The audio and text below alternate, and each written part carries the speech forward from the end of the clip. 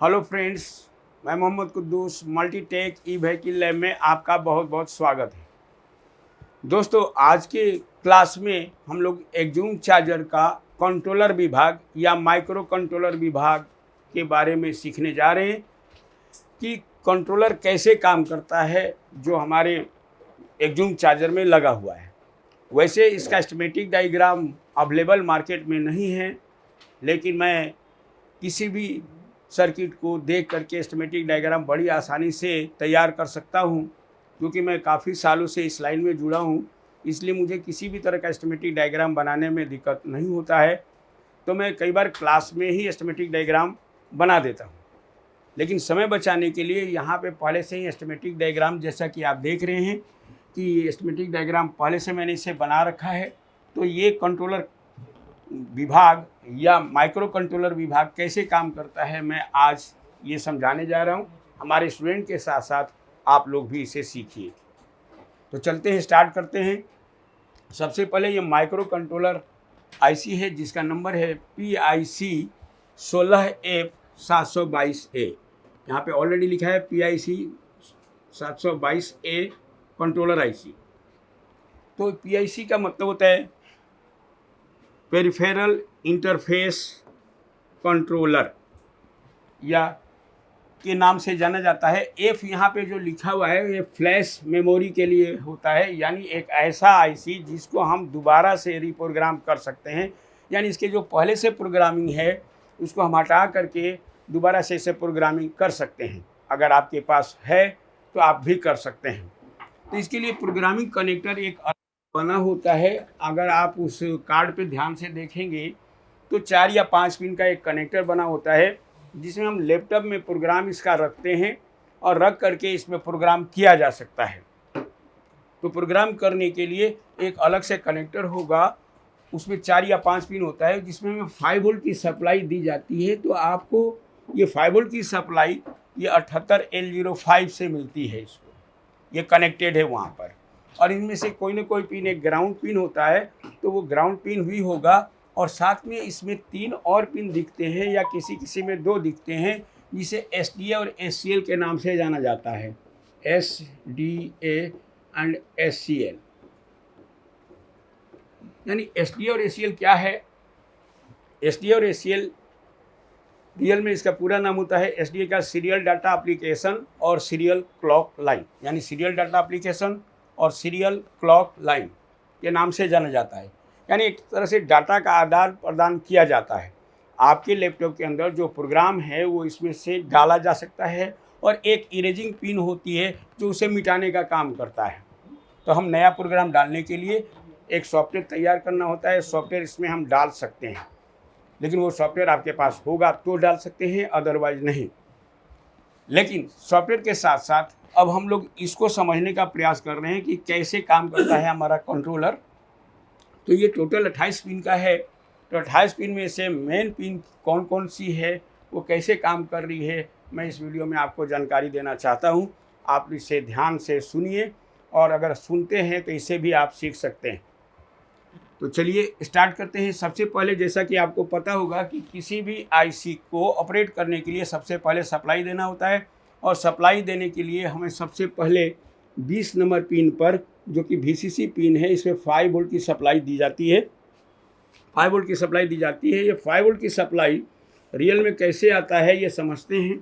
सबसे पहले 48 वोल्ट की सप्लाई जो बैटरी से आता है, और रजिस्टर के द्वारा इस टर्मिनल पे जो 10 वोल्ट का जीनर लगा हुआ है, यहाँ पे हमें 10 वोल्ट प्राप्त होता है। तो जाहिर सी बात है यहाँ पे भी 10 वोल्ट मिलेगा। ये 78L05 रेगुलेटर आईसी है। तो 10 वोल्ट पिन नंबर 3 पे मिलती है। ये 78L05 उसे रेगुलेट करके पिन नंबर 1 से 5 वोल्ट आउट कर देता है, और आउट करने के बाद 20 नंबर पिन पे 5 वोल्ट की सप्लाई प्रोवाइड कर देता है। 20 नंबर पिन जो है सप्लाई पिन है, और 19 नंबर पिन ग्राउंड पिन है। तो जैसे ही इस आईसी को सप्लाई ग्राउंड मिलती है, तो इसकी आईसी के कुछ हिस्से या कुछ पिन एक्टिव हो जाती है, और एक्टिव होने के बाद इसमें से कुछ ना कुछ वोल्टेज आउट होता है। और वोल्टेज आउट होता है, लेकिन वो वोल्टेज को आउट कैसे किया जाता है, इसके लिए आपको पिन नंबर 7 पे एक ऑसिलेटर कैपेसिटर लगा हुआ है। ये पहले एक्टिव होगा, और एक्टिव होने के बाद तब जाके इसके पिनों से आउटपुट होना चालू हो जाएगा। तो सबसे पहले जो आउटपुट होगा वो जो 25% वाली एलईडी जो या 30% वाली जिसे आप कहते हैं वो जल जाती है। 25 या 30% अलग अलग लैंग्वेज में बोला जाता है, वो जलती है। लेकिन वो जलेगी तब जब आपको एसी सेंसिंग सर्किट काम करेगा। तो ये आप जो देख रहे हैं ये एसी सेंसिंग सर्किट है, एसी सेंसिंग सर्किट। तो दोस्तों एसी सेंसिंग सर्किट कैसे पहचानेंगे, इसके लिए बेस्ट ये है कि आप लाइव न्यूट्रल का ट्रैक पकड़ेंगे और उसके बाद एक ट्रैक के साथ और एक तार के साथ पहुंचता है ऑप्टो कपलर में कुछ कंपोनेंट्स के द्वारा। ये जो आप एलईडी देख रहे हैं ये रियल में जो है मेंस एलईडी कहलाता है। तो मेंस एलईडी जलती है, ये ऑप्टो कपलर काम करता है। जब ऑप्टो कपलर काम करता है तो इसका बेस लो हो जाता है, यानी ये एसी सेंसिंग ट्रांजिस्टर है जिसका नंबर होता है G1। तो इसका बेस लो होता है। लो का मतलब है 0 वोल्ट। जैसे ये 0 होता है तो इसका कलेक्टर पे 5 वोल्ट मिल जाती है, कलेक्टर पे 5 वोल्ट मिल जाती है, 5 वोल्ट यहाँ पे 5 वोल्ट मिल जाती है, यानी 21 नंबर भी हाई हो जाता है, यानी 5 वोल्ट आता है। लेकिन ये 5 वोल्ट सिग्नल है, वोल्टेज नहीं सिग्नल है। तो जैसे ही ये हाई होता है तो फिर क्या होता है कि इसका पिन नंबर 5, इसका पिन नंबर 5 लो हो जाता है। पिन नंबर 5 लो हो जाता है और लो होने के बाद ये 3525 आईसी के पिन नंबर 10 से जुड़ा होता है कुछ कंप्यूटर के द्वारा, जिसे 3525 आईसी का पिन नंबर 10 भी लो हो जाता है। और जैसे ही ये लो होता है तब आपको 3525 आईसी एक्टिव होती है और फिर 1114 से आउटपुट होता है। अब मान लीजिए यहाँ पे मैंने 3525 का डिज़ाइन नहीं किया है, लेकिन यहाँ पे आपको डायग्राम में दिखाया गया है कि ये जा रहा है 5 नंबर पिन 3525 आईसी के पिन नंबर 10 पर। तो 10 नंबर लो हो जाएगा। क्यों लो होगा? क्योंकि 5 नंबर उस समय लो हो जाता है एसी सेंसिंग मिलने के बाद। अब क्या होता है कि जब ये पूरी तरह से एक्टिव होता है ऑसिलेटर तो 10 नंबर लो होता है और 8 नंबर क्या होता है? 8 नंबर हाई होता है। और 8 नंबर हाई होने के बाद क्या होता है? 1114 आउटपुट मिल जाता है। राइट, आउटपुट मिल जाता है और वो कहाँ जाता है? कौन सा ट्रांजिस्टर पे? राइट, ड्राइवर ट्रांजिस्टर के किस पिन पर? राइट, ड्राइवर ट्रांजिस्टर के बेस पे जाता है। और बेस पे जाने के बाद क्या होता है? वो ड्राइवर ट्रांजिस्टर अपना काम करना चालू कर देता है और ड्राइवर के प्राइमरी वाइंडिंग में क्या बनती है? एसी, और सेकेंडरी में एसी बनती है। ये आपको भी याद रखना है, बीच बीच में पूछ रहा हूँ कि इसी से भी मुझे मालूम हो कि आपको याद है या नहीं। तो सेकेंडरी में भी एसी बन जाती है और एसी बनने के बाद कहाँ पहुँचता है? नहीं, मॉसफेट के गेट पे, स्विचिंग मॉसफेट के गेट पे।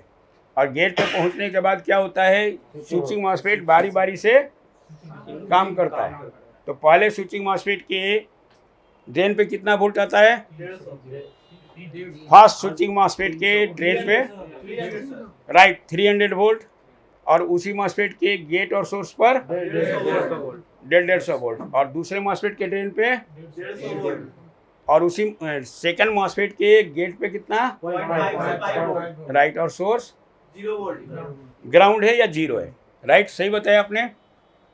अब क्या होता है कि जब एसएम ट्रांसफार्मर काम करता है और आपको आउटपुट दे देता है, किसको देता है? शॉर्टकी डायोड को। और शॉर्टकी डायोड क्या करता है? उसे डीसी में बदल के और कैप्चर से उसे फिल्टर करके रिले स्विच पे पहुंचा। राइट, आपने यहाँ तक सही बताया। तो दोस्तों मैं इनसे भी बीच में पूछ लिया, इन्होंने सही बताया, केवल एक जगह मिस्टेक किया है, उसको मैंने करेक्शन किया। खैर यहाँ से आपको ये 10 नंबर पिन लो तब होगा जब ये ऑसिलेटर काम करता है। काम करने के बाद जब चार्जर ऑन हो जाता है यानी चार्जिंग वोल्टेज मिलती है तो क्या होता है कि ये 11 नंबर से relay stand by signal, relay stand by signal out होता है। अब यहाँ पे एक रिले स्टैंड बाई ट्रांजिस्टर का सर्किट बनी हुई है। हमने यहाँ पे रिले नहीं जोड़ा है, हालांकि ये सर्किट भी अपलोड है, आप देख सकते हैं। तो ये रियल में क्या होता है, ये दोनों ट्रांजिस्टर मिल करके काम करते हैं। तो ये एक तरह से डार्लिंगटन की तरह बना हुआ है, इसको डार्लिंगटन कहते हैं, डार्लिंगटन एम्पलीफायर कहा जाता है। तो इसके बेस पे हमें 0.7 वोल्ट मिल जाता है और कलेक्टर बिल भी कलेक्टर लो हो जाता है।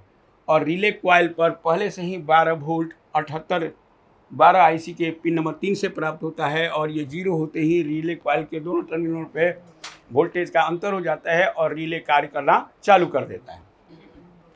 और इस तरह से बैटरी की वोल्टेज पहुंच जाती है कहाँ, चार्जर का वोल्टेज कहाँ पहुंच जाती है, बैटरी के कनेक्टर पे। अब क्या होता है कि मान लीजिए बैटरी का कनेक्टर पे वोल्टेज पहुंच गया, बैटरी धीरे धीरे चार्ज होने लगती है। और जब धीरे धीरे बैटरी चार्ज होने लगती है तो ये चार्जिंग वोल्टेज जो आपको चौक कॉइल से जुड़ा हुआ होता है, तो बैटरी की भी वोल्टेज धीरे धीरे बढ़ेगी। जब चार्ज होगा तो क्या होगा, वोल्टेज बढ़ेगा। तो यहाँ पर जब वोल्टेज बढ़ता है तो पिन नंबर 2 का भी वोल्टेज यहाँ पे बढ़ता है। अब बढ़ने के बाद अब इसका इफेक्ट हमारा जो 3525 आईसी है वो पिन नंबर 1 पर पड़ता है, को ये जाता है। और फिर एक और ये 13 नंबर पिन जो भी देख रहे हैं आप, 13 नंबर पिन कंट्रोलर आईसी का, वो जा रहा है 3525 आईसी का पिन नंबर 2 पर। तो 2 पर तो पहले से वोल्टेज मौजूद होगा और 1 पर जो है बाद में वोल्टेज आएगा। ये इसे कहते हैं कि पिन नंबर 1 की वोल्टेज स्विचिंग होने के बाद मिलती है। यानी 3525 आईसी का पिन नंबर 1 की वोल्टेज कब मिलेगी, जब स्विचिंग हो जाएगी। और 2 नंबर की वोल्टेज पहले से ही मौजूद रहेगा। सपोज 2 नंबर की वोल्टेज यहाँ पे 3.5 वोल्ट है और यहाँ पर जो पिन नंबर 1 की वोल्टेज 2.9 वोल्ट है, तो आपको दोनों के वोल्टेज में डिफरेंस होगा। और डिफरेंस होने के कारण यहाँ से 3525 आईसी के जो पूरा सर्किट है वो काम करने लगता है या काम करता रहता है और आपको चार्जिंग वोल्टेज आउट होती है। लेकिन जैसे जैसे बैटरी की वोल्टेज बढ़ती है, यानी यहाँ से जब बैटरी की वोल्टेज बढ़ी और ये मान लीजिए कि 2 नंबर पिन पे 3.5 वोल्ट आ रहा है और यहाँ पे अगर 2.9 है तब तक तो चलता रहेगा। लेकिन जैसे ही इसकी वोल्टेज और 1 नंबर की वोल्टेज और 2 नंबर की वोल्टेज बराबर हो जाएगी तो क्या होगा, कट ऑफ हो जाएगा, चार्जर कट ऑफ हो जाएगा। अब ऐसा क्यों होता है दोस्तों, ये भी जानना चाहिए हमें। इसलिए जानना चाहिए क्योंकि देखिए, अगर आप चाहते हैं कि केवल हम बोर्ड पर किसी चीज़ को रिपेयरिंग करना सीखें, तो उससे क्या होगा कि आप केवल उसी बोर्ड को ठीक कर सकते हैं जिसमें आपने प्रैक्टिस किया है। लेकिन अगर कोई दूसरा चार्जर आ जाए तो उसे आपको रिपेयर करना मुश्किल होगा। फॉर एग्जांपल कि मैंने सपोज दैट कि एक जूम चार्जर ही लेते हैं। ये जूम चार्जर का ओल्ड मॉडल है और अब आया है नया मॉडल। अगर नया मॉडल एक जूम चार्जर पे आपने प्रैक्टिकल नहीं किया है या उसको अच्छी तरह से नहीं सीखा है तो उसको ठीक नहीं कर पाएंगे। लेकिन अगर आप एस्टिमेटिक डायग्राम से सीखते हैं तो बहुत अच्छी तरह से सारी चीज़ क्लियर हो जाती है कि कौन सा पिन पहले काम करता है, कौन सा पिन बाद में काम करता है। जिसे अब डिफरेंट भी होगा तो उसको आप समझ सकते हैं कि जैसे कि समझने के लिए एक छोटा सा तरीका बताता हूँ कि फाइन स्टैंड बाई सिग्नल किस पिन से आउट होता है, रिले स्टैंड बाई सिग्नल किस से आउट होता है, किसी आईसी की सप्लाई पिन कौन है, ये सारी चीज़ आपको आसानी से मालूम हो जाएगा। लेकिन इसके लिए आपको एक अच्छी ट्रेनिंग की ज़रूरत पड़ती है। तो खैर आगे बढ़ते हैं। तो ये दोनों क्या होगा, कट ऑफ हो जाएगा। तो मैं आपको बता रहा था कि कट ऑफ होने का रीज़न क्या है, क्योंकि पिन नंबर 1 और 2 एक कंपरेटर आईसी है। यानी ये 3525 आईसी का पिन नंबर 1 और 2 के अंदर एक कंपरेटर बना है। अगर आपको कंपरेटर के बारे में जानना है तो इसका भी वीडियो अपलोड है, आप मेरा वीडियो देख सकते हैं कंपरेटर क्या होता है। लेकिन फ़िलहाल मैं कंपरेटर मतलब होता है कि कंपेयर करना, दो पिनों की वोल्टेज अगर इक्वल हो जाती है तो आउटपुट वहाँ से लो हो जाता है। लो होने का मतलब है 0 हो जाता है, यानी नहीं होता है, ये भी कह सकते हैं। और चार्जर हमारा कट जाता है। लेकिन अब इसमें बनता है एम्पियर। तो एम्पियर कैसे बनता है ये भी थोड़ा सा मैं इसमें बता दूं।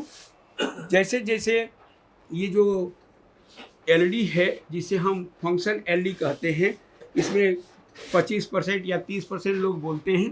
तो मान लीजिए 30% एलईडी, 50% 75% एलईडी या 100% एलईडी जो इसके अंदर लगा हुआ है वो कैसे जलता है, वो कैसे जलता बुझता है, इसके बारे में भी मैं बताना चाहूँगा।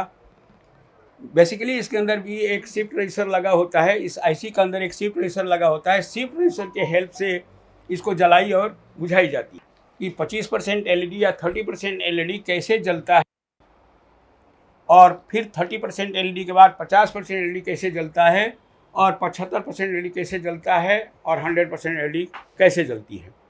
तो इसके लिए इस आईसी के अंदर एक शिफ्ट रजिस्टर लगा हुआ है जो आपको दिखता नहीं है। शिफ्ट रजिस्टर इसके अंदर भी बना हुआ है, उसके अनुसार ये जलता है। जब बैटरी कम चार्ज रहती है तो 30% वाला ये एलईडी या 25% वाला एलईडी जलने बुझने लगती है। अब ये जलती बुझती क्यों है? क्योंकि इस पर कभी हाई सिग्नल और कभी लो सिग्नल आता है। जब हाई सिग्नल आता है तो इस पर लगभग 4.8 वोल्ट मिल जाती है और ये पहले से ही 0 है, ये एलईडी जल जाएगी। लेकिन जैसे ही यहाँ पे 0 होगा, इस पिन पे 0 होगा तो यहाँ भी 0 है, ये एलईडी क्या होगी, बुझ जाएगी। और ये काउंटर की तरह भी काम करता है। एक आसान शब्दों में कहा जाए तो ये काउंटर की तरह भी काम करता है और ये काउंट करता है। काउंटर मतलब होता है काउंट करना। तो एलईडी को अगर आप ध्यान से देखेंगे, कभी बैठ के कैमरा लगा के देखेंगे तो वो जलेगा 50 बार। 50 बार, किसी में 70 बार है, किसी में 100 बार है, तब जा कर के वो पूरा होता है। तो ये जलता बुझता रहता है। तो धीरे धीरे एक बैटरी जब चार्ज हो जाएगी तो ये 30% एलईडी स्टील ग्लो हो जाएगा।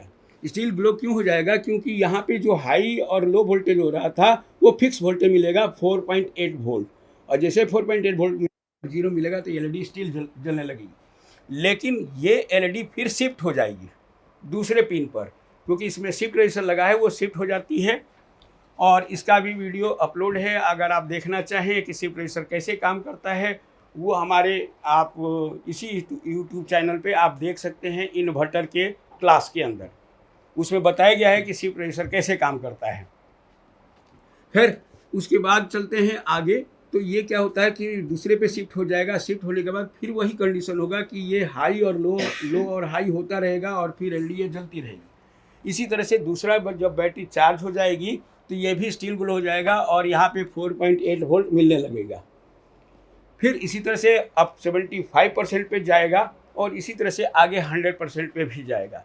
लेकिन 100% के जाने के बाद इन दोनों की वोल्टेज, यानी 1 नंबर पिन और 2 नंबर की पिन की वोल्टेज जो कि आपको ऑसिलेटर आईसी है 3525, उसकी इक्वल वोल्टेज हो जाता है और चार्जर कट ऑफ हो जाता है। तो दोस्तों, आपने ओल्ड एक्जूम चार्जर के अंदर जो कंट्रोलर सेक्शन है या माइक्रो कंट्रोलर सेक्शन है, इसके वर्किंग के बारे में मैंने आपको बताया है।